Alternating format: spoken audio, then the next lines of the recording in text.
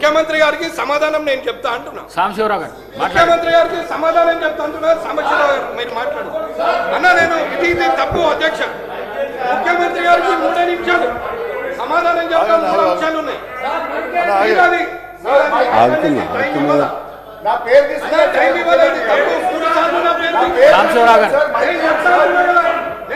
Thank you sir. Venkatarama Reddy గారు ఏమనుకోకండి. Speaker గారు రిపీటెడ్ పిలిచినప్పుడు మాట్లాడాలి. సూచన ఇచ్చి పారిపోయే గుణం లేదు. కిషన్ రెడ్డి గారు అన్నారు మేము 8 మందిమే, మేము 7గురము. అధ్యక్ష మైక్ ఇవ్వండి, నేను మాట్లాడుతా అని చెప్తున్నా. నేను ముఖ్యమంత్రి గారు మీరు ఇట్లా చెప్పండి. 3 సార్లు పేరు తీసుకున్నారని కాదు, నేను సమాధానం చెప్తాను. నేను సమాధానం చెప్తాను. నేను మైనింగ్ స్కామ్ అధ్యక్ష, మైనింగ్ స్కామ్ చేసిన అధ్యక్ష, అధ్యక్ష నేను సమాధానం చెప్తా.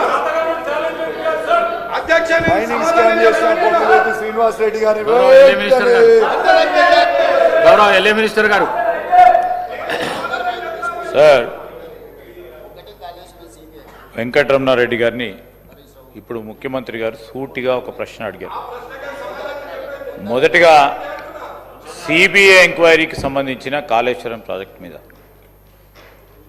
వారి స్పష్టత లేదు.